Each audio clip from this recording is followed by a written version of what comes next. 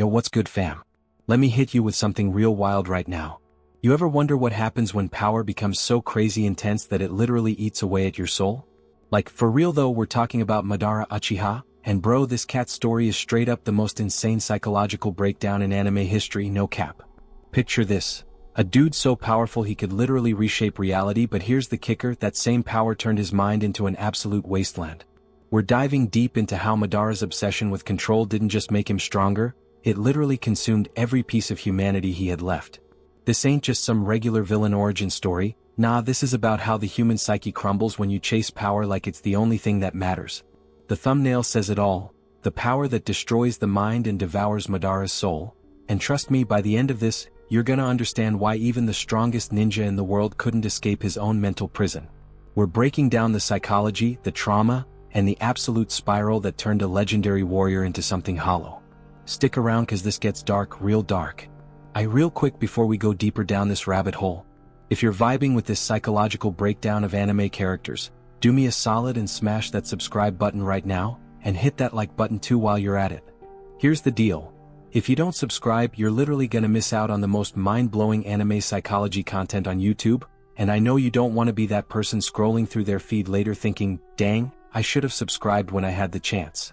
We're talking about understanding your favorite characters on a whole different level, like therapy session type of deep. Plus, this video right here about how power literally destroys Madara's mind? This is just the beginning, fam. So do yourself a favor, hit that sub button, leave a like, and let's keep this journey going together. Now let's get back to Madara's psychological collapse. So let's break down what's really happening in Madara's head, cause this is where things get super fascinating from a psychology standpoint. See, Madara ain't just some random villain who woke up one day and decided to be evil, nah, his whole mental framework got shaped by trauma, loss, and this insane need for control that basically became his entire identity. We're talking about a classic case of what psychologists call maladaptive coping mechanisms, on steroids, California style. So check it, when Madara was young he lived in straight-up chaos, the Warring States period where kids were literally dying left and right in battles. Imagine being a child and watching your siblings get murked in combat, one after another. That type of trauma don't just disappear, it gets buried deep in your psyche, creating what therapists call core wounds. For Madara, that core wound was the absolute terror of losing control and being powerless to protect what he loved. Every time he lost a brother, every time he couldn't save someone, that wound got deeper, more infected, more painful. Now here's where the psychology gets real interesting, my guy. Madara developed this defense mechanism where he convinced himself that the only way to prevent pain was to control everything, and I mean everything. In psychology we call this hypervigilance, mixed with control anxiety. Basically your brain goes into overdrive trying to predict and control every possible outcome to avoid getting hurt again. But here's the catch, the more you try to control, the more anxious you become, cause deep down you know you can't actually control everything, and that realization is terrifying.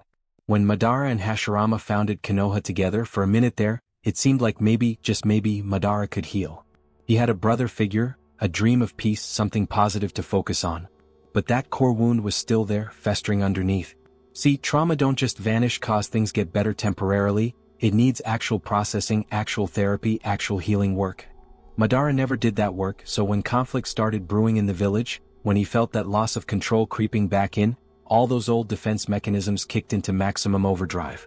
The Uchiha clan has this whole genetic predisposition toward intense emotions, right? The Sharingan literally evolves through trauma and loss. From a psychological perspective, this is wild because it creates a positive feedback loop of dysfunction. Madara experiences trauma, his Sharingan gets stronger, he associates power with pain, so subconsciously he starts seeking out more intense experiences to gain more power. It's like an addiction cycle, but instead of drugs, he's addicted to power as a way to cope with his deep-seated fear of helplessness. When Madara awakened the eternal Mangekyo Sharingan, he thought he found the answer to all his problems. More power equals more control equals less pain, right? Wrong. That's the lie his traumatized brain told him. What actually happened is he became more isolated, more paranoid, more convinced that he alone could see the truth that everyone else was blind to. In clinical psychology, this progression looks a lot like the development of paranoid personality disorder, where someone becomes so convinced of hidden threats and betrayals that they can't trust anyone, not even people who genuinely care about them. The breaking point came when Madara felt betrayed by the village he helped create. In his mind, Konoha was supposed to be the solution, the thing that would finally give him control and safety. When it didn't turn out that way, when he felt marginalized and suspected, it confirmed every fear his traumatized psyche had been screaming about.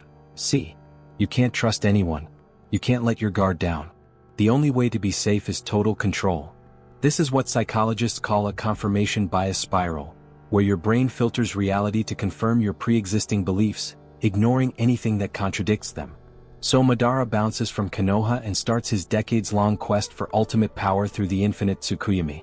Now let's pause and really analyze what the infinite Tsukuyomi represents psychologically, because this is crucial to understanding Madara's mental state.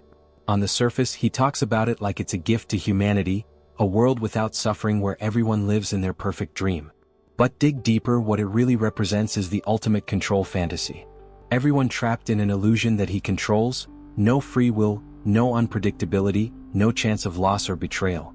It's literally a traumatized person's dream of a world where nothing bad can ever happen because nothing is real. Here's the thing though, and this is where Madara's psychology gets really tragic. The infinite Tsukuyomi isn't actually about saving humanity, it's about saving himself from his own pain.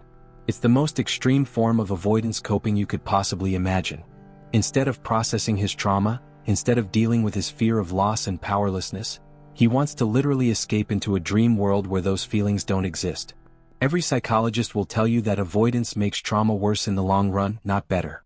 You can't heal what you won't feel, as they say in therapy circles. As Madara got older and more powerful, you can see his personality deteriorating. The moments of humanity, of genuine connection, become fewer and farther between. He starts talking about himself in this grandiose way, like he's ascended beyond normal human concerns. In psychology, this is called narcissistic defense, where someone protects their fragile ego by inflating their self-image to godlike proportions. But underneath that grandiosity is still that terrified kid who watched his brothers die and felt completely powerless. The really messed up part is that Madara's pursuit of power to avoid pain actually guaranteed he'd experience the exact thing he feared most: complete isolation and loss.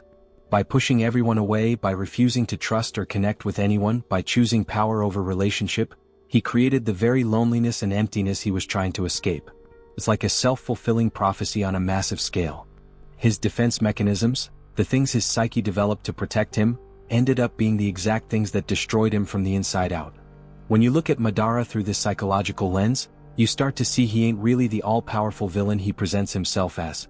He's a deeply wounded person who never learned healthy ways to process trauma, never had access to the kind of support and healing he needed, and instead doubled down on maladaptive coping strategies until they consumed his entire identity. The power didn't just corrupt him, it became him because he had nothing else left. Every piece of his humanity, every connection, every vulnerability, he sacrificed it all on the altar of control and power, thinking that would finally make him safe. Spoiler alert, it didn't, it just made him empty. Now we're getting into the really heavy stuff, so buckle up, cause this is where Madara's internal world completely falls apart, and I'm talking about a psychological collapse that's straight up devastating to witness. See, what most people don't understand is that Madara didn't just become evil overnight. Nah, his mind was slowly disintegrating over decades, piece by piece, until there was basically nothing left but the obsession with his plan. Let's talk about what happens to the human brain when you spend literally years, decades even, isolated from genuine human connection. Neuroscience shows us that humans are biologically wired for social bonding. It's not optional, it's literally how our brains are designed to function. When you cut yourself off from authentic relationships like Madara did, your brain starts experiencing what researchers call social pain. And here's the wild part, your brain processes social rejection and isolation using the same neural pathways as physical pain. So Madara wasn't just lonely in an abstract way, his brain was literally experiencing constant pain from the isolation, but he was so disconnected from his own emotions that he couldn't even recognize it anymore. After he left Konoha, Madara spent years in hiding, plotting, manipulating events from the shadows. Think about what that does to a person's psyche, being alone in a cave, talking to nobody but Zetsu, who, let's be real, ain't exactly great company for mental health. This is where we see what psychologists call reality testing start to break down. When you don't have other people to bounce your ideas off of, when there's no one to challenge your thinking or provide different perspectives, your mind can start creating its own distorted version of reality, and you'll have no way of knowing it's distorted. Madara became absolutely convinced that his plan was the only solution, the only way to save humanity from suffering. But here's what's really happening from a psychological standpoint. He's experiencing what's called cognitive rigidity, taken to an extreme level. His brain literally lost the ability to consider alternative solutions or possibilities. Every piece of information he encountered got filtered through this one narrow lens of, my plan is the only way. When someone's trauma response gets this calcified, this rigid, they become incapable of seeing reality clearly. It's like his whole perception was trapped inside a prison built by his own fear and pain. The relationship with Obito is super revealing about Madara's mental state too, and this is where you really see how far gone he is.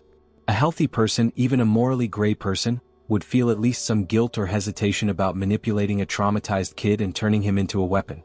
But Madara?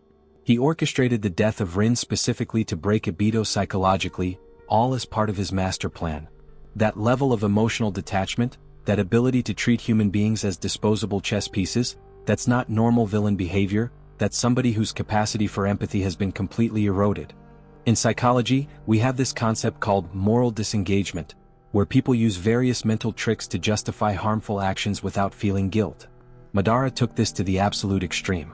He convinced himself that the suffering he caused didn't matter because eventually everyone would be in the infinite Tsukuyomi living in perfect happiness. It's utilitarian thinking mixed with messianic delusion, basically, the ends justify the means cranked up to 11. But what this really shows is a man who's so disconnected from his own humanity that he can't recognize humanity in others anymore either. Here's where things get even darker from a psychological perspective.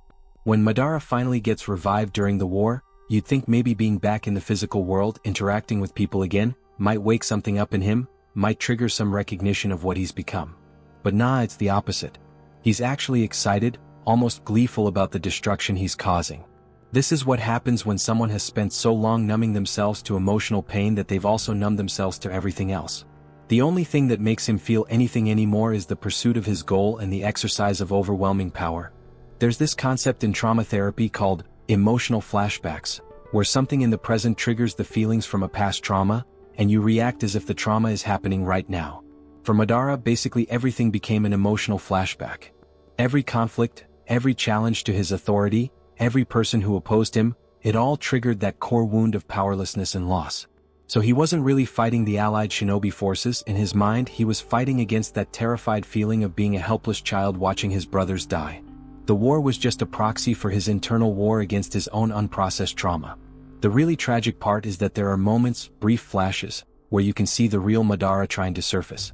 When he fights Hashirama again, there's this underlying current of genuine emotion, this sadness about what could have been, what they could have built together if things had gone differently. But Madara can't let himself feel that, can't let himself be vulnerable even for a second, because his whole psychological defense system is built on never being vulnerable again. So he shoves it down, covers it with arrogance and bravado, and keeps pushing toward his goal. From a neuropsychological standpoint, what's happening to Madara is that his prefrontal cortex, the part of the brain responsible for rational thinking, perspective-taking, and emotional regulation, is being completely overridden by his amygdala, the fear center. He's basically stuck in a permanent state of fight-or-flight response that's been going on for so many decades it's become his baseline. His nervous system never gets to rest, never gets to feel safe, so it's constantly scanning for threats and trying to neutralize them through control and domination. The power-ups keep coming too, right? First it's the Rinnegan, then he becomes the Ten-Tails Jinchuriki, and you can see that each new level of power makes him more detached, more inhuman. This mirrors something we see in addiction psychology, where addicts need increasingly larger doses to get the same effect, and eventually the substance stops working altogether but they keep chasing it anyway because they don't know how else to cope. Madara's addiction was power, and like any addiction, it promised relief from pain but only delivered emptiness and isolation. When Black Zetsu betrays him and reveals he was manipulated all along, that he was just a pawn in Kagaya's resurrection, you'd expect Madara to have this massive breakdown, right? But watch his reaction closely. There's shock, yeah, but there's also this weird almost acceptance. Part of him maybe even feels relieved in a twisted way because being manipulated means he wasn't really in control after all, which means all those years of isolation and sacrifice were based on an illusion. For someone whose entire identity is built on control, having that illusion shattered could almost be a strange kind of freedom, even as it destroys him. In his final moments talking to Hashirama, we finally see Madara without all the armor, without all the grandiose plans and god-complex posturing. He admits he might have been wrong, that maybe Hashirama's way could have worked. That's about as close as someone with his level of psychological damage can get to genuine self-reflection and accountability. It took literally dying, having his entire worldview collapse, and losing everything for him to even consider that his trauma-driven choices might not have been the only path forward. The psychological lesson in Madara's story is profound and honestly pretty scary. When you let trauma drive your decisions, when you choose power and control over vulnerability and connection, when you refuse to process your pain and instead try to eliminate pain from existence, you don't become stronger, you become hollow. You might gain the ability to destroy mountains and reshape reality, but you lose the ability to feel joy, to trust, to love, to be fully human. Madara gained the world but lost his soul in the process, and that's the real tragedy of his character. Yo, hold up real quick. What are you thinking about all this so far? Like, this deep dive into Madara's mind is pretty intense, right? Drop a comment below and let me know. Have you ever felt trapped by trying to control everything around you? Do you know someone who pushed everyone away because they were scared of getting hurt? Maybe you've seen these patterns in yourself or in people you care about. Share your story in the comments. I genuinely want to hear from you, and honestly, your stories and perspectives help me create even better content like this. So don't be shy, leave a comment, let's build this community together. And yo, stick with me till the very end of this video cause I'm about to reveal the absolute point of no return for Madara, the moment where he crossed a line he could never come back from, and trust me, understanding this moment will completely change how you see not just Madara, but how power and trauma work in real life too. You don't want to miss this next part. Now we're hitting the absolute core of Madara's psychological destruction.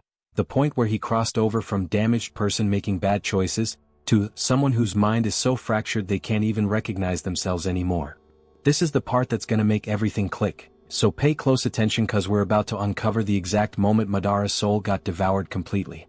The point of no return for Madara wasn't when he left Konoha, it wasn't when he awakened the Rinnegan, and it wasn't even when he decided to pursue the infinite Tsukuyomi. Nah, the real point of no return was way more subtle and way more psychological than that. It was the moment when Madara stopped seeing himself as a person trying to prevent suffering and started seeing himself as a god whose vision was the only truth that mattered. That shift in identity, from human to deity in his own mind, that's when he lost himself completely. In psychology, there's this thing called dissociation, where your mind splits off from reality as a defense mechanism against overwhelming pain or trauma. Usually it's temporary, like spacing out during a stressful situation. But for Madara, dissociation became permanent. He literally dissociated from his own humanity because being human meant being vulnerable, and vulnerability meant potentially experiencing that core wound of loss and powerlessness again. So his psyche basically said, nah, we're not doing human anymore, we're gonna be something else, something that can't be hurt. This is where the psychology gets super dark and real talk pretty heartbreaking. When Madara looks at Hashirama during their final fights, there's no genuine connection happening anymore. He's performing the motions of rivalry, saying the right words, but there's nothing behind his eyes. It's like looking at a really sophisticated robot that learned to mimic human behavior but doesn't actually feel anything. That's what complete emotional dissociation looks like. You're technically alive, walking around, making decisions, but the part of you that actually experiences life, that feels things, that connects with others, that part is dead. The infinite Tsukuyomi itself is basically Madara's dissociation made external. Think about it. A world where everyone is trapped in their own individual dream, never truly connecting, never truly vulnerable, never truly at risk of being hurt by reality. That's not a vision of peace, that's a vision of universal dissociation.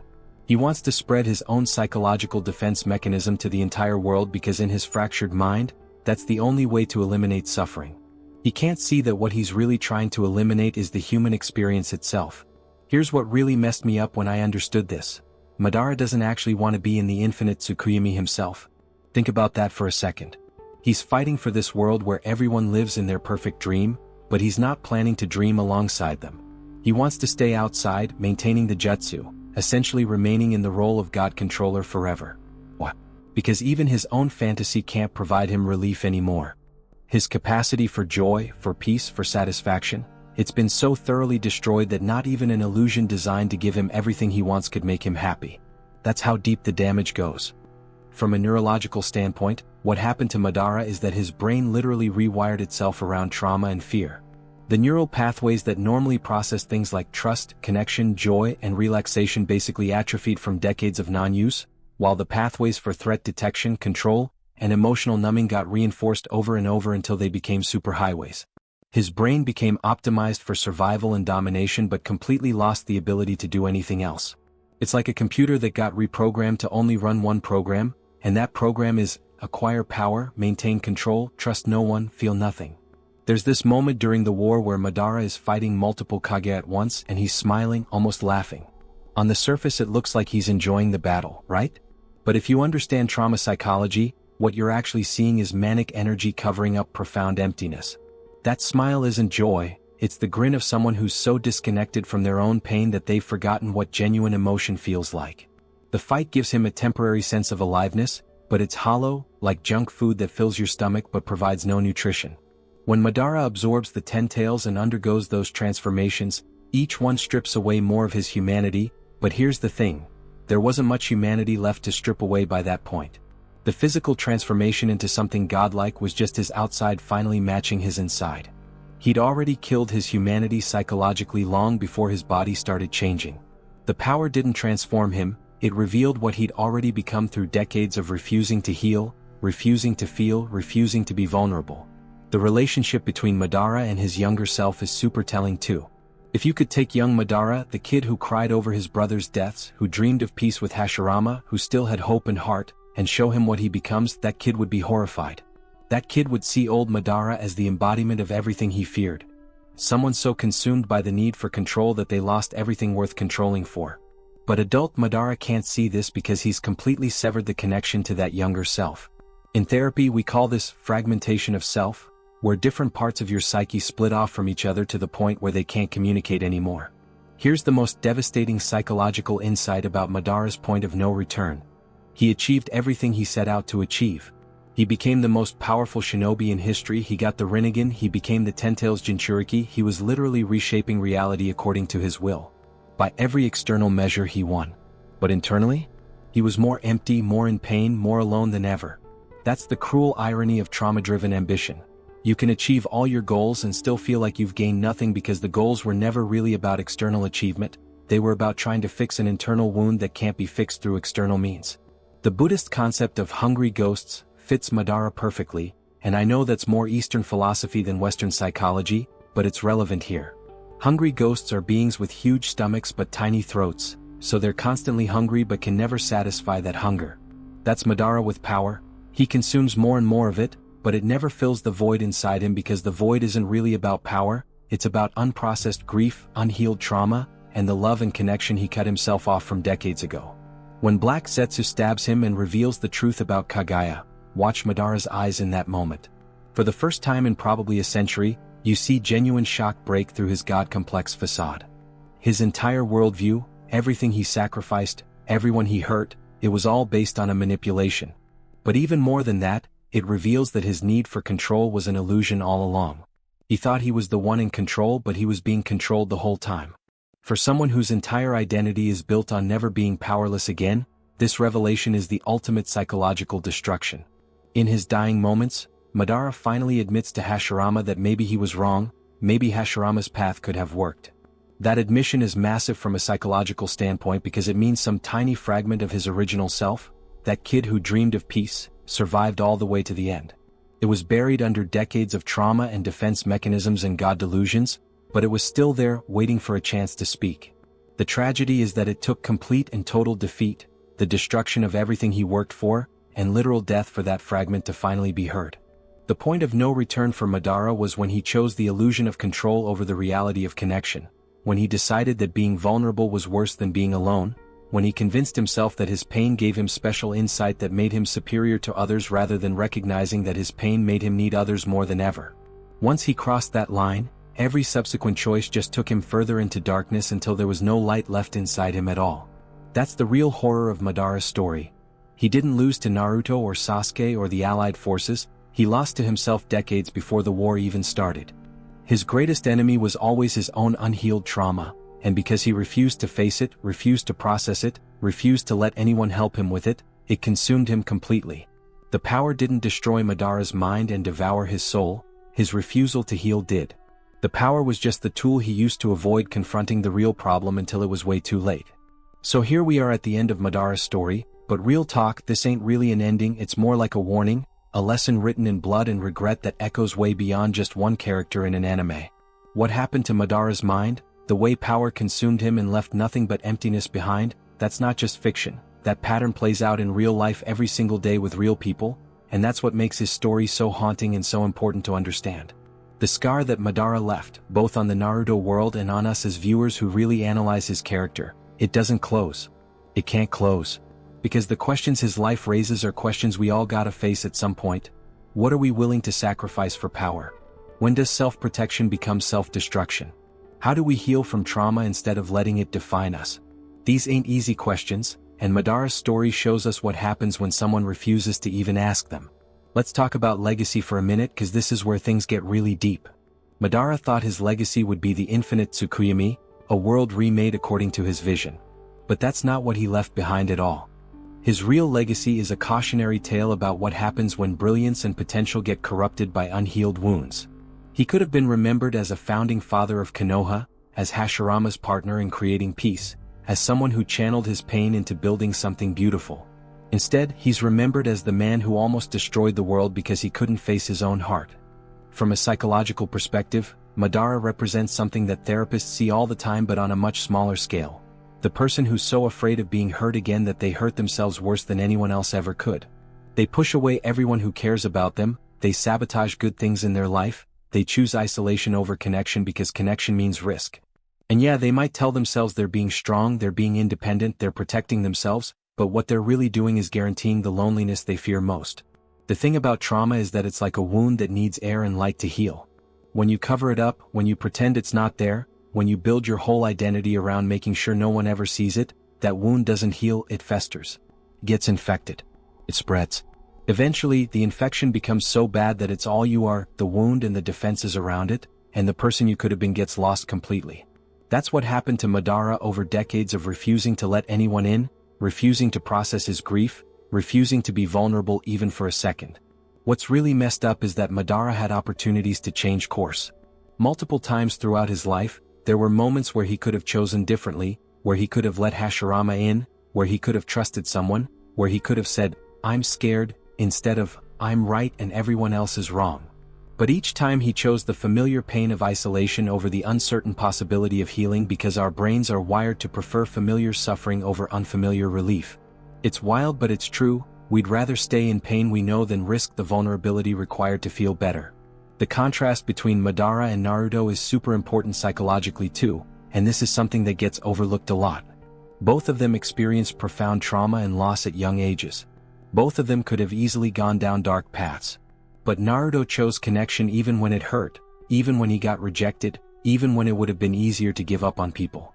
That choice, made over and over again despite the pain, that's what saved him from becoming another Madara. It's not that Naruto didn't suffer, he suffered plenty, but he suffered in community instead of in isolation, and that made all the difference. There's this concept in psychology called post-traumatic growth, where people who experience trauma, if they process it healthily with support, can actually develop greater strength, empathy, and wisdom than they had before. Trauma doesn't have to destroy you, it can transform you in positive ways, but only if you face it, feel it, and let others help you carry it. Madara never gave himself that chance. He went for post-traumatic power, instead of post-traumatic growth, and power without healing is just another prison. The mind is a crazy thing, yo. It'll do whatever it takes to protect you from pain, even if that protection ends up causing way more pain in the long run. Madara's mind created this elaborate fortress of delusions, rationalizations, and God complexes to protect him from feeling that core wound of helplessness and loss. And yeah, the fortress worked in a sense, he didn't have to feel that vulnerability anymore. But the cost was everything that makes life worth living. Love, trust, genuine connection, the ability to feel joy, the capacity to change and grow. He traded his humanity for safety and ended up with neither. What's haunting is thinking about all the moments throughout Madara's life where he was suffering but couldn't even recognize it as suffering anymore because he'd numbed himself so thoroughly. Like, imagine going through your whole existence and never feeling truly at peace, never feeling genuinely happy, never letting yourself relax into someone else's presence and just be yourself without armor. That's not strength, that's torture, but it's slow torture that happens so gradually you don't even notice you're dying inside until there's nothing left. The question Madara's story forces us to confront is uncomfortable as hell. How much of ourselves are we willing to sacrifice for our goals, our ambitions, our need for control?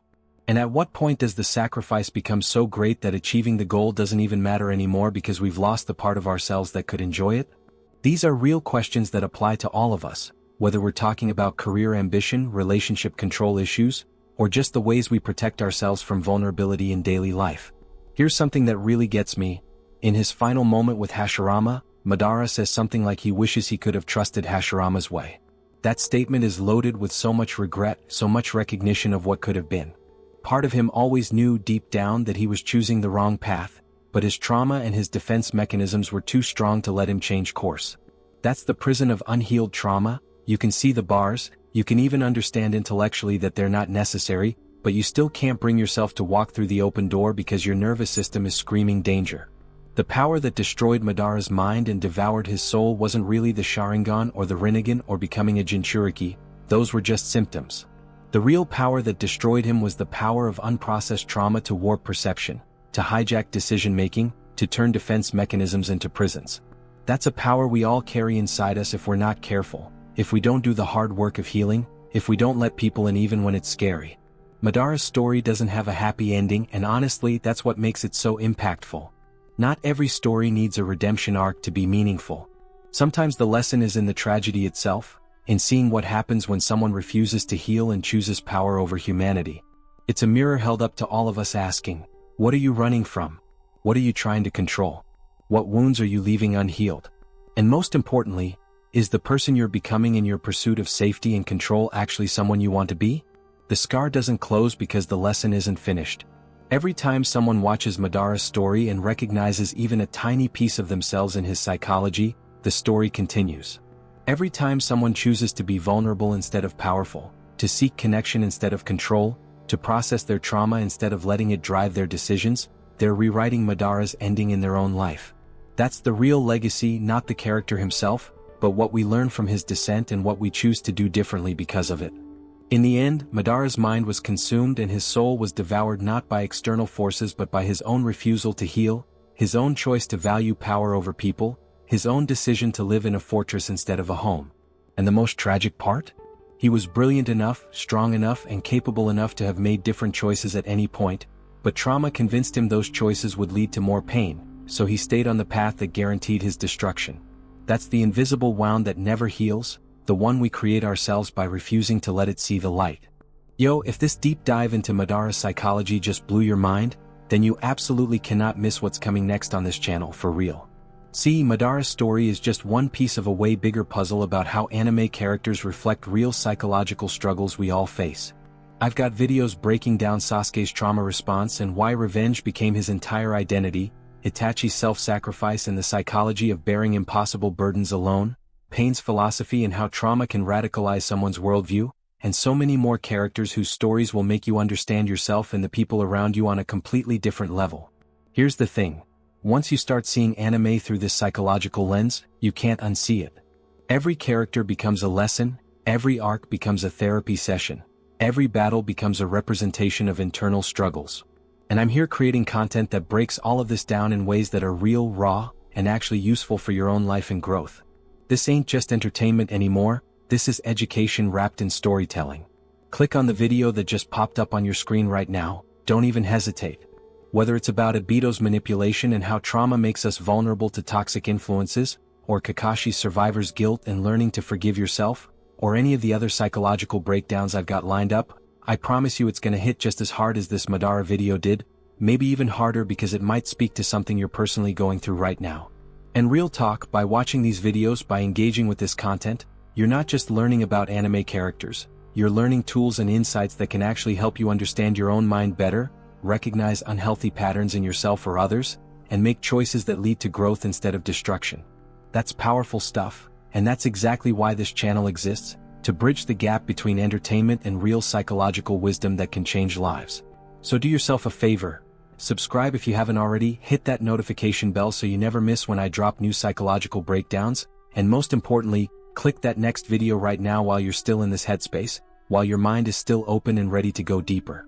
Trust me, you came this far with Madara's story, don't stop now when there's so much more to discover about the psychology of your favorite characters and what they reveal about the human experience. Let's keep this journey going together, fam. Click that video, I'll see you there, and we're about to go even deeper. Peace.